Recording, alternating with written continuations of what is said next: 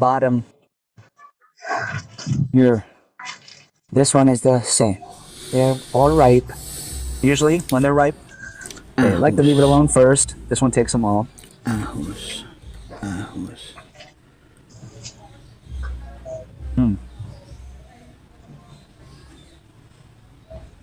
And here are the results, guys. Here are the results. We got 1, 2, 3, 4, 5, 6, 7 guys. Which one is the biggest? They're all big guys.